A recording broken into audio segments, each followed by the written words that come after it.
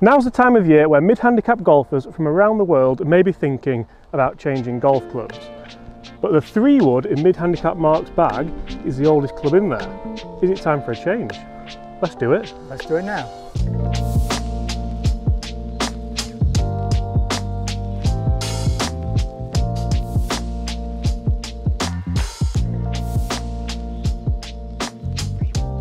Hi everyone, James Robinson here guys. First things first, I'd like to warmly welcome you all back to the channel. I'd like to welcome Mark back to the channel. Mark, how are we? I'm good, thank you. I'd say it's been a while, but we've been together all morning. We have. Are you well? I'm good, thanks. Yeah, good. Very good. So Mark, in your bag we have an array of different golf clubs. We do. And today we're going to look at 3-wood. Because currently, I mean, the head cover's old, but the 3-wood's maybe even older. The M6. The M6, back to a simpler time. Indeed. I mean, I've had this in my bag since the M6 came out. Yeah, we tested it, didn't we? And you enjoyed it. And I really liked it, and it's been there ever since. And I guess you didn't go sim, because it was M6 then sim, wasn't it? Yes, that's right. So the logical move would maybe look at Sim2. Sim2. To see if you gain anything. What would you hope to gain as a mid-handicap golfer? A little bit more consistency. Yeah. I mean, this has been in the bag because it's been very consistent. Yeah. But a little bit more length, a bit more consistency perhaps. Fair enough. So we're going to test it out on the golf course, and I think really you can do this test in the simulator. You can look at numbers, you can look at spin, you can look at ball speed, you can look at everything, but it counts out here. So we've actually come to a layup point from the par 5. Yeah. We're about what, 240 out? It's 220. Sorry, it's about 220. Yeah, it's about 220 to the pin. Uphill, downwind. It's uphill, downwind. It's a narrow entrance to this green though. Yeah. From here, we've got bunkers. We've got 3 bunkers down the left and 1 over on the right. Yeah. So it's not an easy shot to get it onto the green from here. So all we want to do is get it around the green, see what we can make. Then we're going to do the same on the next few par 4 tees, because you hit 3-wood off the next few par 4 tees. 3-wood off the next 2 holes generally, yes. Right. That's a wonderful strike. It's a tiny bit right. Just gone a bit right, hasn't it? But I almost don't think you'd mind that on this par 5 because you've opened it up. No, that's right. Yeah, right's not too bad. See what we can do with the sim. What are your thoughts looking down at them? Obviously, they're slightly different looking, aren't they? Yeah, they're different shapes. The sim is slightly narrower. Yeah. And it looks more of a solid club. I would prefer to hit probably that one off the fairway and that one off the tee. That kind of kind of combination. Yeah, see that. Almost a carbon copy, a tiny bit further right, if anything. Yeah. So an interesting start. 2 shots which I think are usual for you with a 3-wood off the tee, off the fairway, should I say? Going right is the default, yes. Yeah. Yeah. So what we'll do, we'll pick the best one and we'll see what you can score from there. Because a lot of times when we test golf clubs, we look at spin rates and we look at landing angles and we look at ball speeds and distance and everything, but often it comes down to what do you score from the position you're in. From the position you're in, yes. So we'll have a bit of fun with it and see what we can do on the next few holes. Interestingly, you did hit a wonderful tee shot with the Sim2 on the par 5 in a previous match. Yeah. So it's going to be interesting to see how you hit it off the tee. Yes, yeah. Any feedback from the opening shots? I mean, both of those, neither of those was a very good shot. Yeah. I think I preferred the Sim2 for a feel than the M6. Yeah, it sounded, to be honest. They both sounded good actually. But it was only a brief sort of moment. Be interesting to see where they both finish, won't it? Yeah, I think the 6 is better than the Yeah, I do, yeah. So in actual fact, they ended up fairly similar. Yep, they did. And we've got, that's the Sim2 ball. Yep. A little bit further up's the M6 ball. I think that's fair because it was a better shot, wasn't it? It was a slightly better shot. Yeah. But interestingly, which shot would you rather hit in? You've actually gotten away with that quite well. We'll take that as a birdie putt, I think. Right, Mark, not really what the video's about, but we'll see if we can hold this for a birdie, because scoring is what golf's about. Just not hit it. Yeah, just slow down too much at the end there. I shall give you that, Mark, and we will move on. So, in the scheme of things, that is 1 up to the M6, and 2 very interesting shots, 2 similar shots, but they were both similar. Yeah. I suppose really the bigger head's helping you there. So it may be interesting to see the M2, that would be a Sim2 titanium, the bigger headed one. So which one are we going with first, Mark? We're on the T shots now, so I'm going to use the Sim2 first on this one. They do look beautiful, don't they? That is the titanium. What did I mean? I meant the Sim2 Max. That's the one.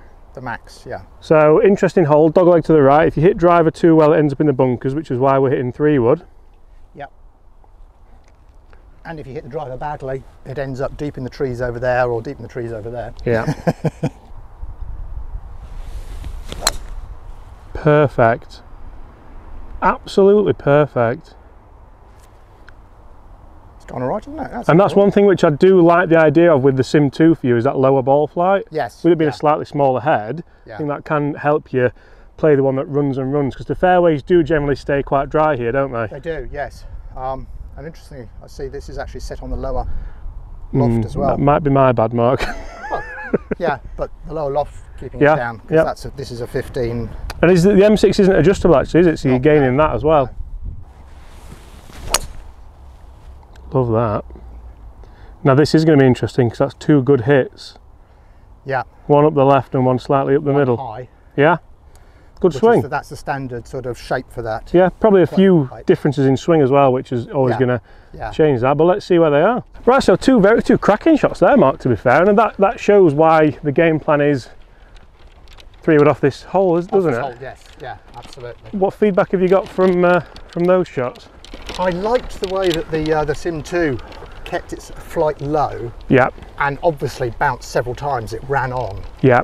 Whereas I know the M6 always has a high flight on it. Yeah. And generally speaking, lands where it lands. And that can be something to do with only the loft, but also the design of the club head. So CG is going to be ever so slightly forward. It's going to be lower spinning. Does that suit you all the time? Well, no, exactly. Not necessarily. Yeah. I mean, if you want to play over the corner of some trees, for example, then a high launching 3-wood is a lot better than a low launching one. Also, I guess it depends what kind of course you play, because here I think it probably would suit you more often than not, because it's that low knuckleball. It's not windy today, but it does get... It can be very windy, yes. You want to keep the ball under the wind and get it going forwards. All things to consider. So we've actually missed the fairway with the Sim2. They have brought this fairway in, so I'm going to let you off a little bit. And the M6 is down there. That's actually in the fairway. I thought you'd missed the fairway with the M6 and hit it with this. No. We're going to take this one all day, are we, I imagine? Yeah, yes, we'll take this one.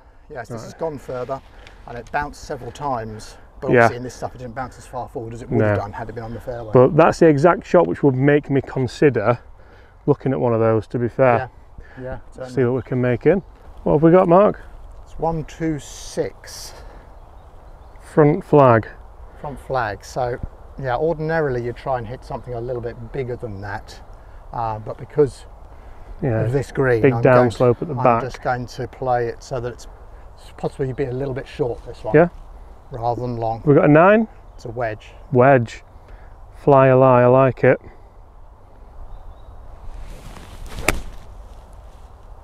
Yeah, there's plenty of club. It's a tiny bit left off the line, maybe. Just too far left. Yeah, ball was above your feet slightly, wasn't it? Let's see what we can do.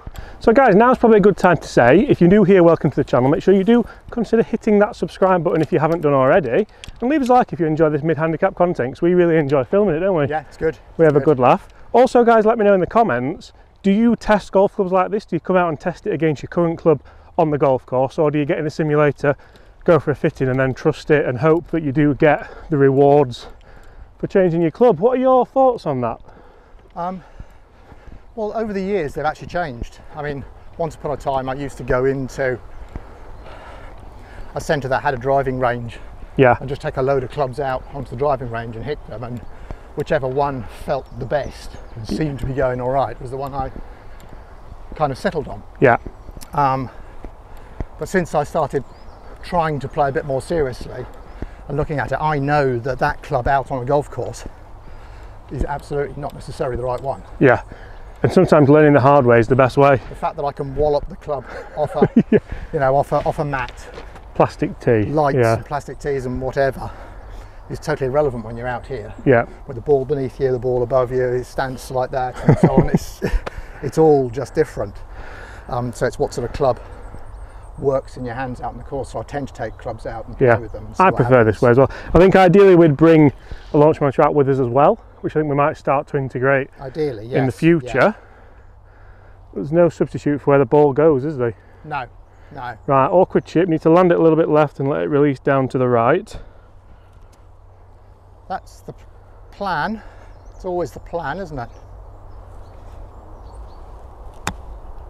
Oh, go on, sit. Well, that's a great shot. It's just released a bit on you, but lovely shot. Oh, I can't believe that stayed there. But it's 5, so we'll move on. In fact, you do get a shot here, so it's a handicap score. Yeah. Not bad. Not bad. So 2 holes in, a score of 1 over par. And interestingly, we've taken the first tee shot both times. Yeah. So it goes to show, really, doesn't it, that maybe it's just stand up there and hit it.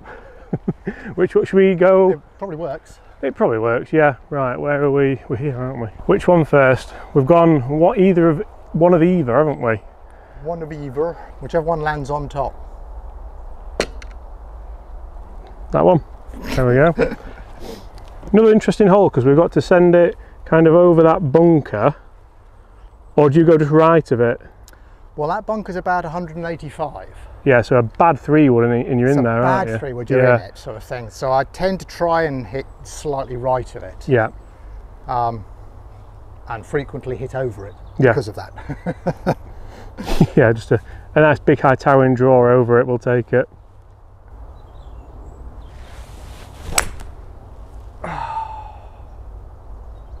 That's actually going to work, really. I can't believe that. Is it going in the bunker? That was Wasn't your best? That was terrible. No, it was terrible.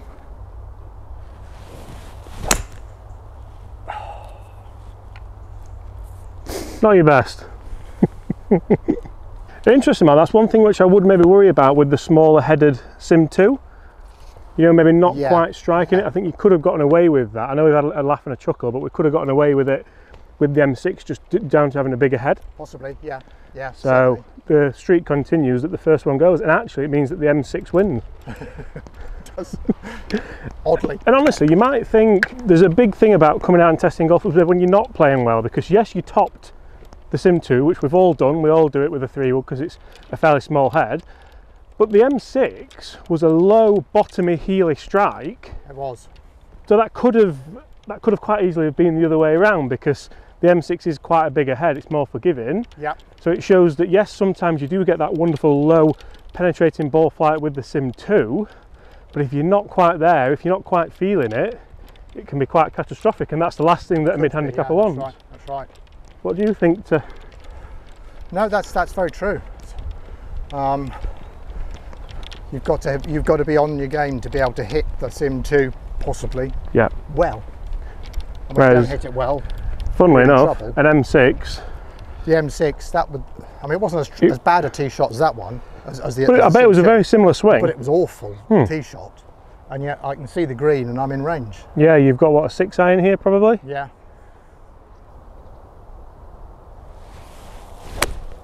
Great strike. Oh, how's that going right? I thought I was going to draw. Oh, I took the world's worst bounce. Oh, that took the world's worst bounce. I'll tell you what, guys, on that was literally on the flag, and then instead of drawing, it's gone in the wind right, then hit the bank and gone out of bounds. So I'll tell you what, we're going to finish on that.